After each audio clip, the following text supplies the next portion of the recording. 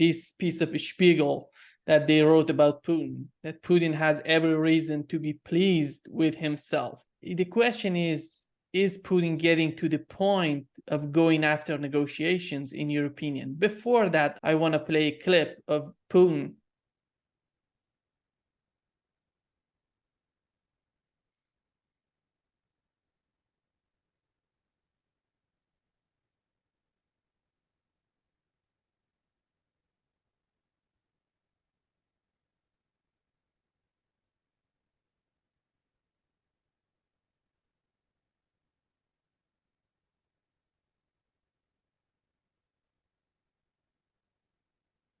Well, I don't think he looks like he has cancer or any other debilitating disease. He seems quite confident, almost jovial. He's with a Palestinian group, the Palestinian Honor Guard. I don't know how that guy's hat got knocked off, and I was never able to polish my shoes well enough to get into an honor guard, okay? But this is pretty important stuff for this guy. So rather than have this guy continually humiliated for having no cover, as we say in the military, you saw what Putin did. Then he goes like this. And so this sort of squares with what Spiegel is finally admitting, that Putin has every reason to be satisfied not only with the very close relationship with the most powerful country in the world, which is China, okay, but also with the way that is playing out in Ukraine, and with the way the U.S. is disgracing itself by its very close identification with Israel and Palestine. So my take from that is that here we have a fairly judicious, perspicacious person. When he attacked Ukraine, I said, oh my God, I'm wrong. Maybe he's not so perspicacious. And then I reasoned that, here China came in and said, yeah, we pretty much endorsed this. So that made sense again. Now, can we depend on him always acting in this very self-confident way? That's the question. And having been burnt on Ukraine, in other words, having been dead wrong and thinking that he wouldn't invade Ukraine, and China being a major factor, which I miscalculated, I'm hyper aware of McGovern being wrong yet again. Okay. And one thing that gives me real pause is that a very advanced late stage intercontinental ballistic missile made in China, made in Russia, has shown up in North Korea. Now, how do I know that? Well, I know that because we have all kinds of telemetry and measurements on the testing of this precise missile. It's called the Topol missile. It's one of the most advanced Russian design missiles. Now, it's not only Russian design, it's Russian produced. We discovered this about 3 or 4 months ago. And a friend of mine, Ted Postal, professor emeritus at Massachusetts Institute of Technology and former chief advisor to the chief of naval operations in the Pentagon, he did some very serious work. All his work is serious. And he came to the conclusion that this is a Russian missile given to North Korea within the last year or so, okay? Now, it needs to be tested more, but this puts the entire U.S., the entire continent where the United States is located, in range, and not only in range, but also with multiple independently targetable recovery vehicles and all kinds of other decoys and other very sophisticated ways to escape ABM missiles to the degree they exist, which they don't agree very much. So my dad, I said, Ted, are you sure? He said, yeah, I'm sure. And he's had it tested with other people whose opinion he values. He's a very cautious guy. And he put it out there. And he tried to get it into our media without success. He did get one person to ask Sullivan, Jacob Sullivan, the National Security Advisor, what about this? And he's, oh, yes, we know about that. We're looking into that. When the intelligence committee is looking into that. Well, why are they suppressing this information? I don't know, but I suspect that it indicates that our policy toward this whole area, not only Russia, but China, has resulted in the Russians thinking that they could give an ICBM of late model to North Korea. I mean, the Russians don't usually give such arms to a country that's really not well, that's out of its control, okay? That has been known to brandish these things and really cause a lot of really concern. But they did it, okay? So that means that our policy is not only failing in Ukraine, Gaza, China, North Korea. I asked my Chinese friends again, my Chinese analyst friends, what about China? Would China know about this? Oh, sure, the Chinese would know. They acquiesce in this? Well, yeah, Russia and North Korea are developing a kind of relationship they used to have way back during the Korean War, for God's sake. And there's defense ministers visiting, and the head of North Korea visited Putin, for God's sake, in the Far East just, 2 months ago. So what I'm saying here is that I'm really, really more cautious than I've ever been as a Russian analyst, because it's nice to see Putin completely self-confident and going like this and marching along with all those Palestinians, thinking that the U.S. is losing, has to end up losing in the Middle East, and Russia winning in Ukraine, despite Biden saying they've already lost. I don't know where he get that stuff. And, his CIA chief said, oh, yeah, he's right. Biden, the president, is right. Russia has already lost. And the ineptitude of the Russian military has been laid bare for the whole world to see. That's Bill Burns.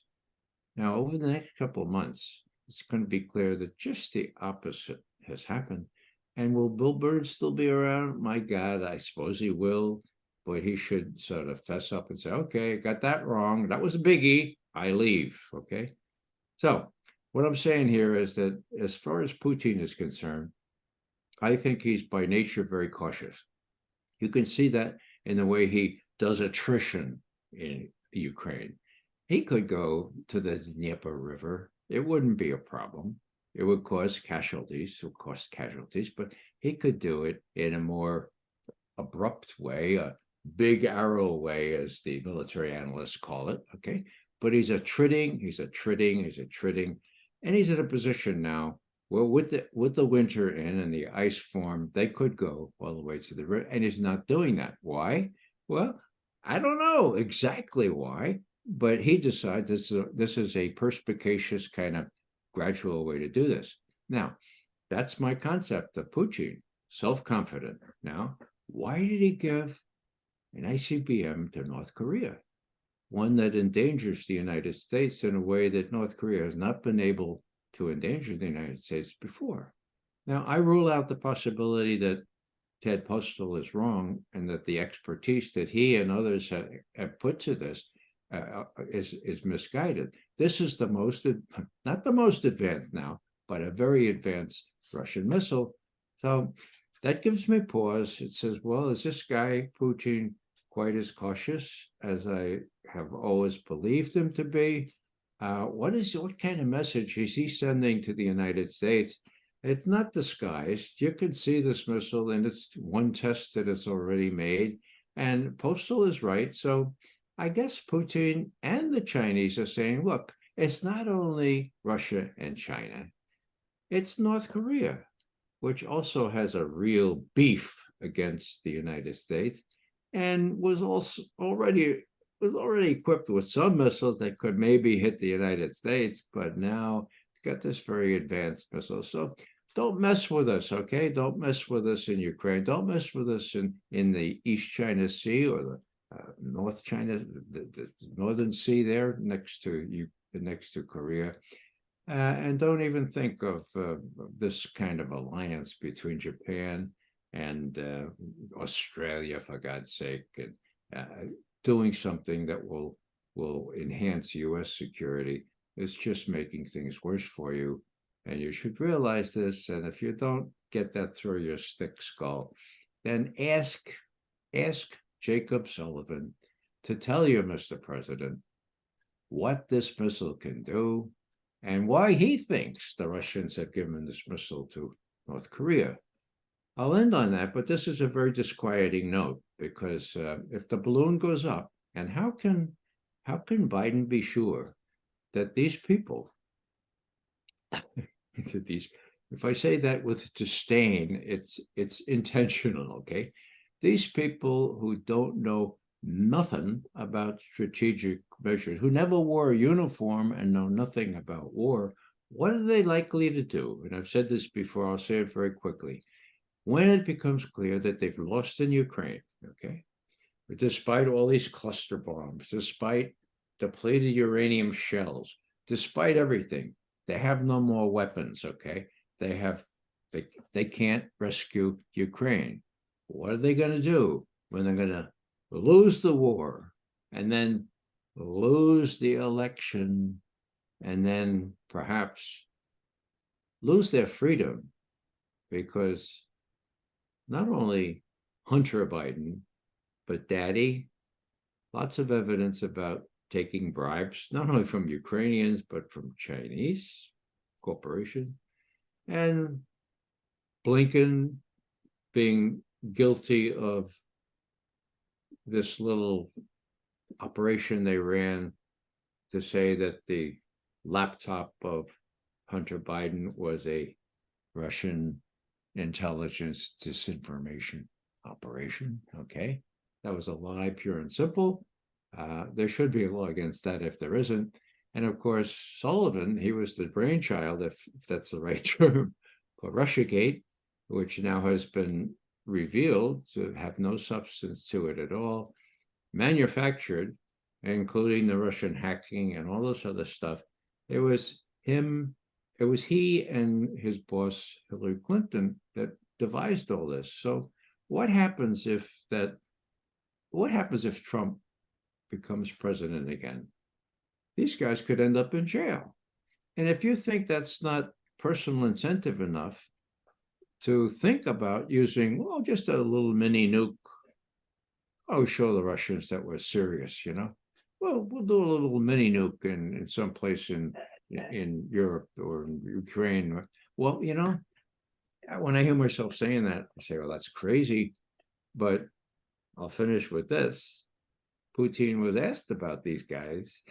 And that's the word he used, He was asked at this, actually, the Valdai, more than a year and a month ago, October 27th, 2022, a questioner in one of these long Q&As, I think he was Serbian.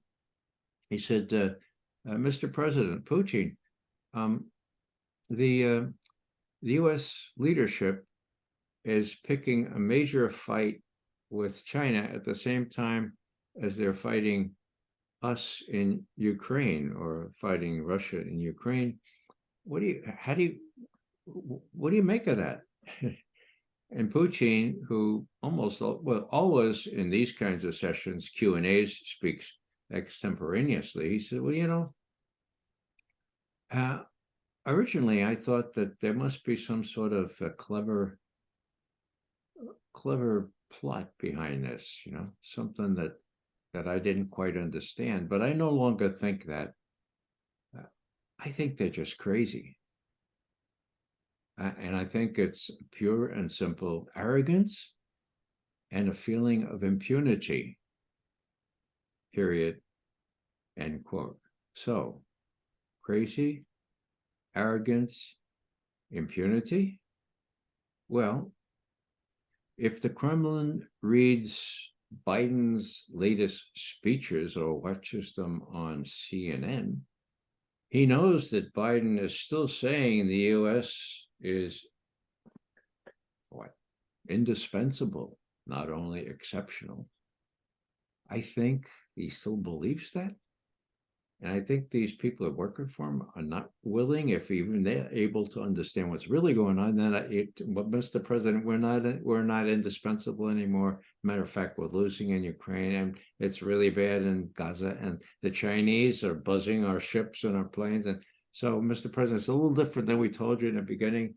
I don't think they have the guts to do that, or maybe they don't believe it themselves. So it doesn't matter what I say. You heard what Putin said, right? When he was asked that question.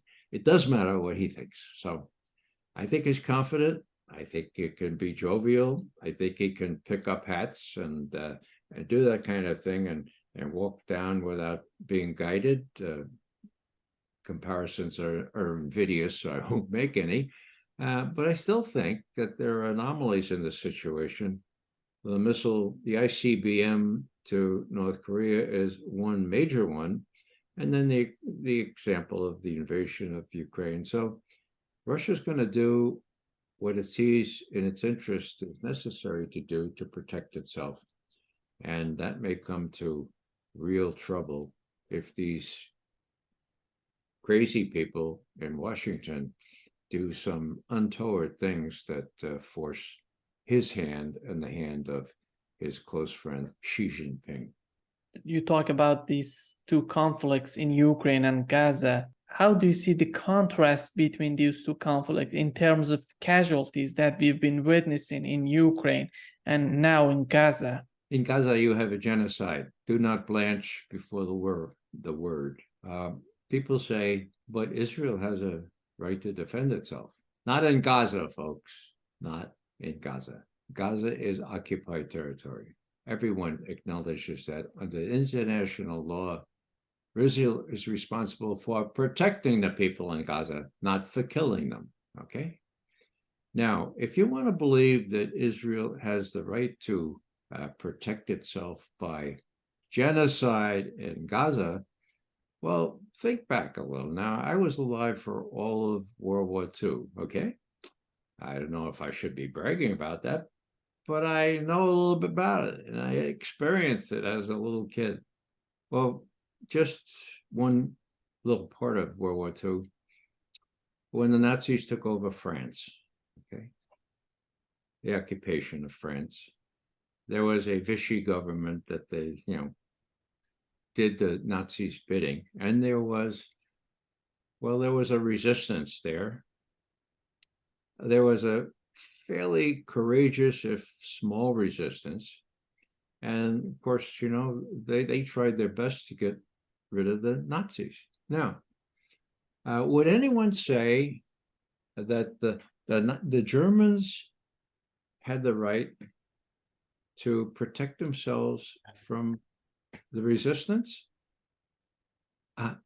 Hello?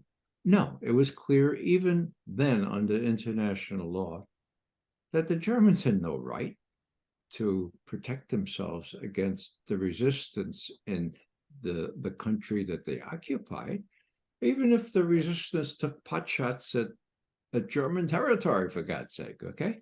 So that was embedded in international law. There was no justification for a German right to protect itself or the Vichy government, the puppet government, from the resistance. Now, since World War II, the international laws have been refined to the point where it's very, very specific that Israel has no right to protect itself from the resistance in Gaza. Still less does it have any right to to commit a genocide. Okay, genocide, gens, the Latin word for people or tribe or race. The Gazans are a people that are being genocided against. Okay, now they could not do that. Israel could not do that without full-throated U.S. support. And to my great regret, that's what they did. Now, people need to know that this guy, Netanyahu, has a long history with the United States. Back in 2001, he was caught on tape, a videotape. What did he say? He said, we're going to go after the Palestinians. We're going to create chaos so that they'll have to leave. And a woman says, well, but won't they call us occupiers? And this is what he says. He says, yeah, so they say that. So what? Here's the thing we have. He says, 80% of Americans support us. It's absurd, period, end quote, says Netanyahu. Now, when Hamas attacked on October 7th, first thing Netanyahu did is called Washington to see if that 80% still exists. And Biden says, yes, sure. Oh, you want me to come? How soon you need me to come? Oh, tomorrow? Oh, okay. How about the day after tomorrow? Is that okay? And he goes and he gives him a big hug and he identifies with what Netanyahu needs to do, and that's called genocide. So now we've had the I almost said ceasefire. Not a ceasefire. It's a humanitarian pause in the genocide. Does that give you a little trouble? Humanitarian genocide. Well, anyhow, that's over, right? Israel is attacking all those people that they told to move from North Gaza down to South Gaza. Now, what's going on? Well, Blinken says, Mr. President, I think I can go out and talk to Mr. Netanyahu and get him to do a more humane genocide. You want me to try? Yeah. So he got a fourth trip to the Middle East in the last couple of weeks. And he says, please. He says, please, take extra measures so that not so many civilians are killed when you do the genocide. There's no indication at all that Blinken even tried to say, stop it. Stop it, because if you don't, we won't support you anymore. You know that it's not 80% anymore. It's getting lower than 50%, and it's getting lower than 50% right quick, Mr. Prime Minister. Stop it, or we stop the military aid. That's what he could have said. He didn't say that. All he said is, let's work out a little plan. That's what they call it. A little plan to help limit the civilians that you kill in Gaza. So what am I saying here? I'm saying that, to quote an old Chinese expression, this is going to come to a no good end, okay? So what's going to happen? Well, it won't be long before Hezbollah in southern Lebanon comes in from the north. They're already causing havoc in the immediate north of Israel. They have thousands of missiles. They don't need a nuclear missile. Israel is a very small state. Not only Hamas, but Iran have the kind of conventional, if you can call it that, missiles that could do every Israel city. And Israel should be sort of deterred by that kind of situation. But they're going to come in, and there'll be a second front that the Israelis will have to contend with. And, they're not doing real well in Gaza. Hamas seems to be contending with the Israeli troops quite well. And I depend on my friend Scott Ritter for that information.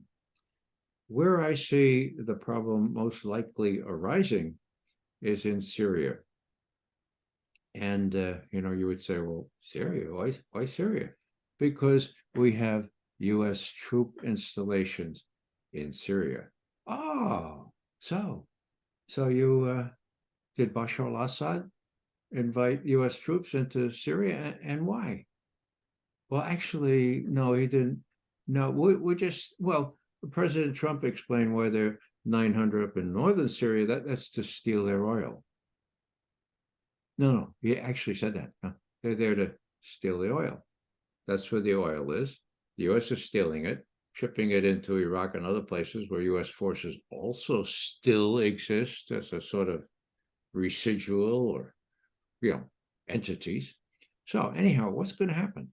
Well, there are people in Syria that really don't like U.S. forces in northern Syria, and they don't like them in the very east part of Syria at a place called El Tanf, where U.S. forces with Jordanians are training insurgents. But get this, these are moderate insurgents, okay? All they want to do is get rid of Bashar al-Assad. Really, that's crazy. What's a complication here? Russia is also in Syria, okay? So let's say the Syrians kill more U.S. troops. Not the Syrians, but let's say the insurgents that Iran equips kill more U.S. troops. Well, that's gonna get people like Lindsey Graham saying we should level Gaza right then and there. So I think that's a really vulnerable place. If I were Biden, I would act like Reagan finally did after 242 U.S. Marines were murdered outside of Beirut back in 1983. What did he do? He did the sensible thing. He said, let's get the hell out of here. We have no business here, and we don't want to take any more casualties. That's what Biden should do with those troops, those 900 or so up there and a couple of hundred in Al Tanf. Get them out of there, because, does Biden really want to contend with a Lindsey Graham and other people with really strong views about how attacks on our troops should end up in our helping Netanyahu level Gaza? I don't think Biden wants that, although it's really hard to know what he really wants. So I see the situation getting really, really bad, and the prospect of Russia and China supporting the Arabs in this case is another very important factor not taken into account by the U.S. The U.S. has a role at the United Nations that is outsized for its relative strength. So what should happen here is that the UN Resolution 242, approved unanimously by the Security Council on the 22nd of November, 1967, do the math, saying that Israel must withdraw from occupied territories in that war, the June War of 1967. Well, what happened to that? Well, they haven't. They're still up in the Golan. They're still, they're still in Gaza. They're not in Europe. They're not in Egypt because of a special deal. But that resolution unanimously agreed to, including the U.S., should be enforced, or else the UN really doesn't have much relevance here. Now, the salutary thing, the hopeful thing, is that both Russia and China, despite the inordinate influence that the U.S. has at the UN, they still respect it. It's the only thing we got. It was painfully worked out right after World War II. And this international rules-based order that Blinken and Sullivan, all those people are pushing, that's for the birds. It's not even written down anywhere. All that means is what the U.S. says goes. So I have hope that the UN, in addition to the Security Council, you have great support for the Palestinians in the General Assembly. I think there's hope there. And I think when it finally dawns on Biden that he's not only losing in Ukraine, he's contending with a really tough apple, a tough character in the East China Sea, but this Netanyahu guy is not for long for this world, and I think he won't be prime minister very much longer, that he'll see there's some sense in getting some new policy people in and saying, look, let's cut bait now. There's a time to hold them, and there's a time to fold them. Let's fold them. Let's work out the kind of equitable situation where the Palestinians have their own homeland. Now that's a long way off. And what could happen in the interim is what really troubles me. But that's the eventual thing. And just for the record, this two-state business for the birds, in my view. I mean, hey, Palestine is Palestine. Palestinians were there. The Jewish people came in. Now, I'm not saying push the Jewish people into the Mediterranean Sea. I'm saying that they should live and let live. Now, they're about equal in population now, the Jewish people and the Palestinians, in this old Palestine. Let them share power in one country. And if the birth rate is such that the Palestinians gain the majority in this country, well, one person, one vote should rule. Now, did that ever work out? Oh, it'll never work out. People say, well, it did. It did in South Africa in a relatively peaceful way, which shocked the hell out of all analysts, including me. So it can happen again. All it needs is more enlightened leadership, and I hope that comes to the fore sooner rather than later. Zelensky wants to hold elections in Ukraine, but he needs guarantees to assure him that Zelensky would not be part of this election, would not participate as a candidate. Do you think that the latest visit of Lloyd to Kiev was related to this matter? I don't think that was the primary purpose. I think Austin came to say, well, look, Zelensky and Zelensky and all you other guys, sorry about that. We gave you 90% of what you asked for. We goaded you into doing that feckless offensive. And maybe our guys weren't so smart in the advice we gave you, but you lost, okay? Congress is not going to give us any more money. You have some weapons, but we have no ammunition for them. Neither does NATO. So, you got to read the handwriting on the wall, guys. Okay. What are you going to do? You got to do something different. Okay. I think that was the message. Okay. Now, with respect to Zelensky, it's Zelensky who's delusionally. Zelensky has got much more support in the country than Zelensky. I think he's got twice the percentage of people who would favor Zelensky becoming president or whatever in Ukraine. So it's just a matter of time before Zelensky sees the same handwriting on the wall and is persuaded to load up his private jet with lots of cash like that Afghan leader did, right, when they got out of Dodge, right, to get out of Kabul, okay? And what I suggested recently is that, now this is a joke, okay? I said that Bill Burns went to Kiev 2 weeks ago to offer Zelensky a job, since he's very good professionally as a comedian, with Saturday Night Live. He can come in and have a penthouse in Manhattan, bring some of his retinue, including his very beautiful wife, and have a job with Saturday Night Live. Now, I said that in jest, of course, but they have to figure out some way to get Zelensky out of harm's way because he is in harm's way. He probably realizes it now. He can't pretend to be a democracy and keep postponing elections. And so he's not long for this world. I think I said in your program before, if I were an insurance agent, a life insurance agent, I certainly wouldn't consider him a possible customer.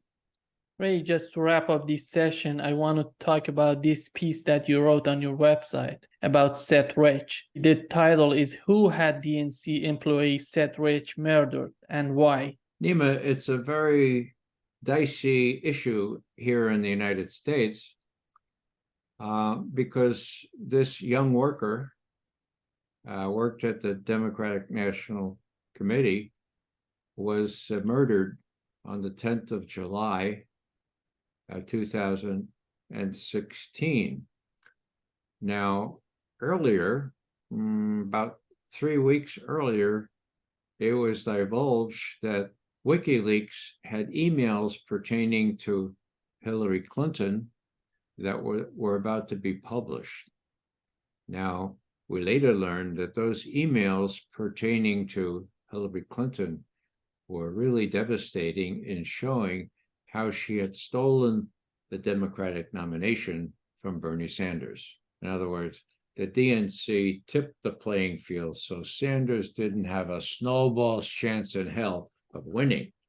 So they were very damaging. And the Democratic National Committee or National Convention hadn't even begun yet. That came later in July.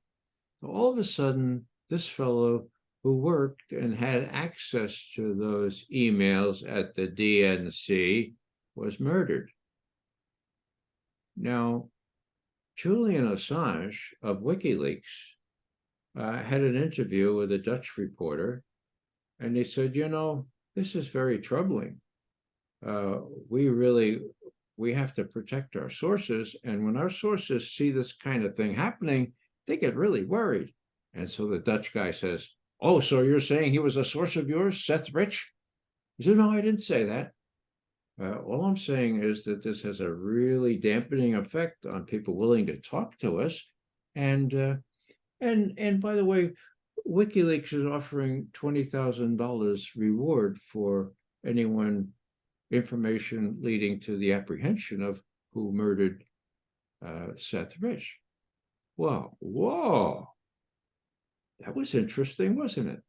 Well, now, the Democratic National Committee, Jacob Sullivan, and Hillary Clinton, and President Obama had whooped up this legend that the Russians hacked those emails from the DNC and gave them to WikiLeaks, and WikiLeaks published them, and the result was Obama. No, the result was Trump won, Hillary lost. Oh, that's terrible. Trump not only was responsible for doing this, but he was in the pocket of the Russians because the Russians wanted to hack, expose Hillary, and make her lose. That whole narrative started Russiagate, which was a very noxious operation, leading most Americans today, it's so consequential today to believe that, if Putin is the devil incarnate and we need to face into him in Ukraine, well, mini nukes, why not try it? Okay, that's how bad it is. So this was consequential. So what happens to the narrative if it turns out that no, the Russians didn't hack into the DNC? It was something else. Now, this is kind of interesting. On December 5th, 2017, what's today? Oh, today's December 2, 2023. So do the math. 2017, so 6 years ago, the head of the cyber firm that the FBI hired to do the forensics on the DNC computers had to testify before Congress. And Adam Schiff, the from the House Intelligence Committee says, no, his name was Sean Henry, was the name of the head of CrowdStrike. Had worked for the FBI for 20 years before he retired. Okay, so now he's head of CrowdStrike. So Mr. Henry, Mr. Sean Henry, tell us when the Russians hacked and how did they do it? So Henry is all set to say, well, and his lawyer grabs him. He says, no. So, Mr. Schiff, actually, there's no technical evidence that the Russians or anyone else hacked into the Democratic National Committee. So that was December 5th, 2017. Mr. Schiff kept that in the bottom drawer of his safe and changed the combination for 2.5 years, okay? Now, in the interim, I'm subpoenaed. I'm subpoenaed to show why our group, Veteran Intelligence Professionals for Sanity, kept saying as early as December 2016 that it was not a Russian hack, that it was a copy, download maybe probably onto a thumb drive and given to WikiLeaks that way. So they're subpoenaing me to say, how could I justify this analysis? They're subpoenaing me 2.5 years after they knew damn well that by congressional testimony under oath, there was no hack, okay? That we were right. They're still subpoenaing me. So what's the new information here? I'm sorry to be so long-winded, but that's the background. New information is that the FBI has told various legal challengers, especially one lawyer who's pursuing a case against this, they've told them that, look, we have no information on Seth Rich, nothing in our files. And so this very good lawyer from who's pursuing one of these cases says, well, he pursues it. Long story short, several months later, FBI says, oh, yeah, we do have some files, but there are only a few of them. Oh, then they say from us, oh, yeah, we have thousands of files, but there are too many of them to process. Give us maybe 60 years. 60 years. And we'll, oh, wow. Well, the news story is this. Newsweek produced it. And Newsweek is saying, look, the judge is fed up with FBI delaying tactics. He has said, in 14 days, I want you to do a schedule and a plan with the lawyers for this plaintiff to make sure that these emails and these other materials, including materials from Seth Rich's personal laptop, as well as his company laptop, are produced and we can see what's in them. That's a big break. That's a break in all these delaying tactics have lasted for years. It shows that one judge is sensitive to the implication of this Freedom of Information Act. And when a lawyer pursues this in a tenacious way, he can get these things released. So what's the bottom line here? Well, if it comes out that the metadata and the other material on these computers shows what Sean Henry has already testified to, namely that it wasn't a Russian hack, okay?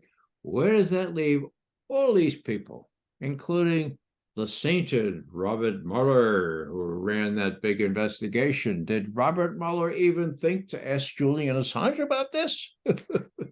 You saw what Julian said. Well, what Julian Assange said to this Dutch reporter is, no, we'd have nothing. Well, yeah, he said, look, we have to protect our sources. So who knows how WikiLeaks got these emails better than Julian Assange?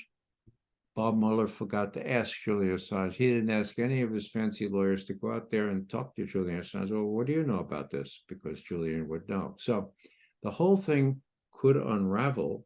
And if the media shows more courage than they have already, then the implications will be very serious.